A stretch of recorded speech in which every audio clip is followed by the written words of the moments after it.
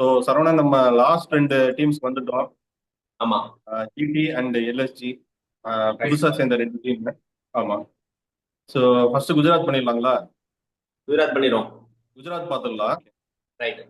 Last time வந்து பாண்டியா மும்பை வந்தது வந்து மும்பைக்கும் பேடா போச்சு, குஜராத்துக்கும் பேடா போச்சு. அவர் ஒருத்தர் வெளியே வந்து ரெண்டு டீமுக்குமே ப்ராப்ளம் ஆயிப்போச்சு. ஏன்னா திடீர்னு பாண்டியா வெளியே போனதுனால கில்லுக்கு கேப்டன்சி கொடுத்தாங்க. கில்லுக்கு அந்த அளவுக்கு ஹேண்டில் பண்ண முடிச்சா என்னன்றது தெரியல, பெருசா தெரியல. ஸோ இந்த தடவை எப்படி பண்ணியிருக்காங்க? இந்த தடவையும் கில்லு தான் கேப்டன் எடுத்துட்டு போவாங்களா, கண்டினியூ பண்ணுவாங்களா? ஸோ ஓவராலா அவங்க எப்படி ஃபேர் பண்ணியிருக்காங்க இந்த ஆப்ஷன்? கில் தான் கேப்டன், கன்ஃபார்மா கேப்டன். நெக்ஸ்ட் இந்தியன் கேப்டன்னே சொல்லிட்டு இருக்காங்க. ஸோ ம். அதனால கில் தான் மோஸ்ட்லி கேப்டனா இருப்பாரு. அதான் ம். சப்போர்ட்க்கு வந்து பட்லரும் ரஷீத் கான், ரெண்டு நேஷனல் கேப்டன்ஸ் இருக்காங்க. ஸோ ம். அதனால கில்க்கு வந்து நிறைய இன்புட்ஸ் வரும். நெக்ஸ்ட் கிங்னு சொல்லிட்டு இருக்காங்க, பிரின்ஸ்லயே இருக்காரு. நெக்ஸ்ட் கிங்க்கு போவாரா அப்படின்றது வந்து பார்ப்போம். அதுக்கான ரிசோர்சஸ் எல்லாமே நேரா எடுத்து கொடுத்துட்டாரு. அது ம். தம்பி இந்தாப்பா உனக்கு ஸ்ட்ராங்கஸ்ட் 11 இருக்கு, பேக்கப்புக்கும் ஆள் இருக்கு, கப் அடிச்சுக்க. மேனேஜ்மெண்ட்டும் ஒரு இந்தியன் கோச் இருக்கிறதுனால கொஞ்சம் ஈஸியா இருக்கும்னு நினைக்கிறேன் கில்க்கு. பட்லர் அண்ட் ரஷீத் வந்து இன்னும் லீடர்ஷிப்ல வந்து கொஞ்சம் மேஜர் ரோல் இருக்கும் கில்லுக்கு சப்போர்ட் ஓகே. பண்றதுக்கு. ஆனா நல்ல டீம், ஓகே. ஸ்ட்ராங்கான ஆமா. ஸ்ட்ராங்கஸ்ட் 11. பவுலிங்லயும் சரி, பேட்டிங்லயும் சரி, பினிஷிங்க்கு மிடில் ஆர்டர்லயும் சரி, எப்படி பண்றாங்கன்னு பார்ப்போம். கில் கேப்டன்சி வந்து இதுல தெரிஞ்சிடும். இதுலயே டாப் 4 இல்ல ஃபைனலோ போல அப்படின்னா அப்புறம் நெக்ஸ்ட் கேப்டனுக்கு வந்து அவருக்கே வந்து பெரிய ஆப்பாயிரும். ஓகே. ஸோ அதான் பட்லர் வந்து ஒரு பெரிய இதுதான். ஏன் ஆர்ஆர் வந்து அவரை ரிட்டைன் பண்ணலைங்கிறது. பட் சமபிக் ஜிடிக்கு வந்து சமபிக் பட்லர். ஸோ ஆமா. ஆப்வியஸா ஸோ பட்லர் அண்ட் கில் தான் ஓபன் பண்ண போறாங்கன்ட்டு ரெண்டு மூணு சூப்பர் பிக்ஸ் பண்ணாங்க. வாஷிங்டன் சுந்தர் வந்து 3 கோடிக்கு எடுத்தாங்க. ரபாடா பெரிய pick. சரியான pick. ஏன்னா ஆமா. போன தடவை அவங்களுக்கு அந்த ஸ்டீமிங் இதுல வந்து ஷமிக்கு வந்து ஒரு அசிஸ்டன்ஸ் கொடுக்கறதுக்கு வந்து யாருமே இல்லை போன தடவை. ஆமா. ஸோ இந்த தடவை பாத்தீங்கன்னா சிராஜ், ரபாடா, பிரசித் கிருஷ்ணா 3 சீமர்ஸ் எடுத்திருக்காங்க. ஸோ ஆமா. நெக்ரா சும்மாவே இருக்கிற ரிசோர்சஸ் வச்சு சூப்பரா பண்ணுவாரு. இப்ப நல்ல ஆமா. ரிசோர்சஸ் வேற அவருக்கு கிடைச்சிருக்குது. அது இல்லாம ஆமா. ஆல்ரெடி தெவாட்டியா இருந்தாரு. அஹ், சாய் ஷாருக். சுதர்ஷன் ஆல்ரெடி ரிட்டைன் பண்ணியிருந்தாங்க. அவர் தான் நம்பர் 3 ஆட போறாரு. ஷாருக் ஆமா. கானும் ரிட்டைன் பண்ணியிருந்தாங்க. ஸோ ஒரு மாதிரி செமையா செட் ஆயிருச்சு. லாம்ரார் எடுத்திருக்கிறாங்க.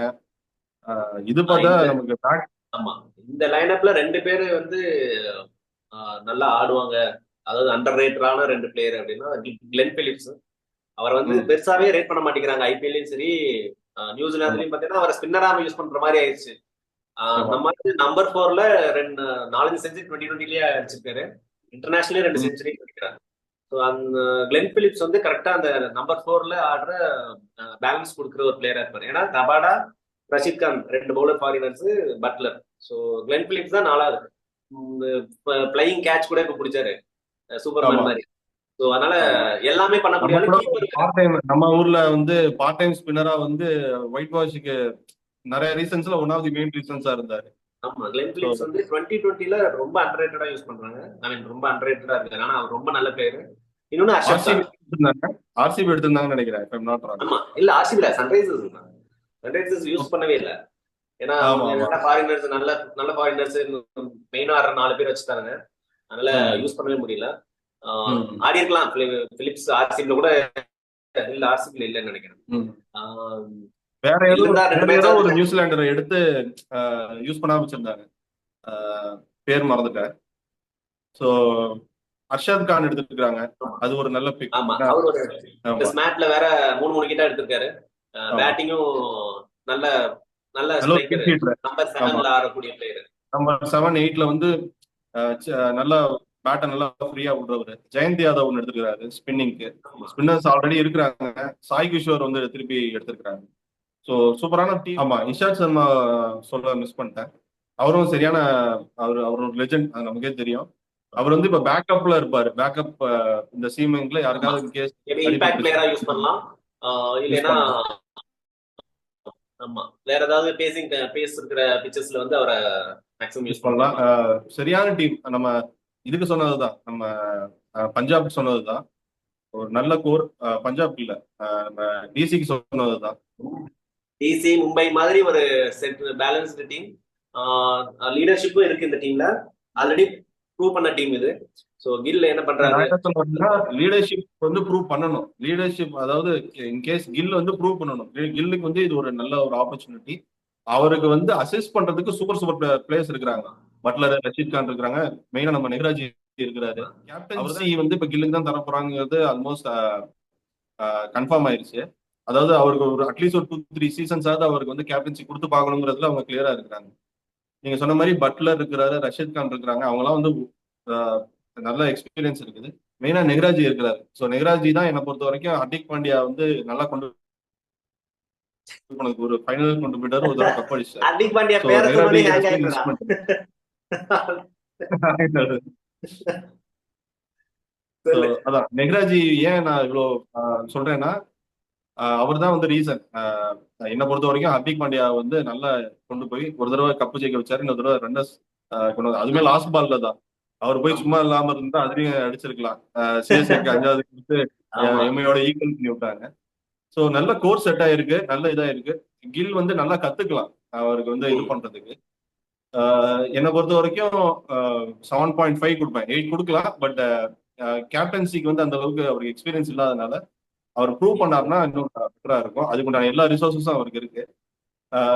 பெருசா வந்து எந்த கேப்பும் இல்லை. பெருசா அவங்க ஒரு நல்ல கோர் டீம் செட் பண்ணியிருக்கிறாங்க. 7.5 கொடுப்பேன். பிளே ஆஃப்ஸ் வருவாங்களாங்கிறது அதுதான் நம்ம பஞ்சாப் சொன்னதுதான். எந்த அளவுக்கு பண்றாங்க, எந்த அளவுக்கு பெர்ஃபார்ம் பண்றாங்க ஃபர்ஸ்ட் ஹாஃப்ல அப்படின்றத பொறுத்து தான். கில்லு கில்ல ஓட்டி விடுறார். நான் சொல்றேன் 8.5 தருவேன் நானு. ஏன் அப்படின்னா ஓகே எல்லாமே நல்ல பிக்ஸ். எல்லாத்துக்கும் பேக்கப் ஓகே. இருக்கு. ஷாய் கிஷோர்லாம் இருக்காரு, இஷாந்த் சர்மாலாம் இருக்காங்க. சோ அதனால வந்து இவங்க வந்து டாப் 4 கன்ஃபார்மா வருவாங்க அப்படின்னு நான் சொல்றேன். நான் குஜராத் ஏன் நான் ஏன் 7.5 சொல்றேன்னா குஜராத் பிச்சே ஒரு ஒரு ஒரு மாதிரி பிச்சு தான். அவங்க அவங்க குஜராத்தும் சரி, லக்னோவும் சரி, அவங்களுக்கு வந்து பெருசா வந்து ஹோம் டீமுக்கு ஹெல்ப் பண்ணுமா அப்படிங்கிறது தெரியல. போன லாஸ்ட் 2 சீசன்லயே லாஸ்ட் ஓவர்ல லாஸ்ட் பால்ல நிறைய ஜெயிச்சாங்க 3-4 மேட்சஸ். So 8.5 okay. தெரியல. ஐ வில் ஏய், ஸ்டிக் டு பாரு 7.5. பாரு பாப்போம், குஜராத் டாப் 4ல பாப்போம். முடிக்கிறாங்க. அப்ப வந்து நான் பேசிக்கிறேன்.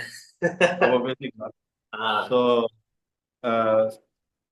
இப்போ வந்து ஓகே, குஜராத் நீ பார்த்துட்டோம். 7.5, நான் 8.5. நான் 8.5. அடுத்தது வந்து அப்படியே எல்எஸ்ஜி போயிடும்.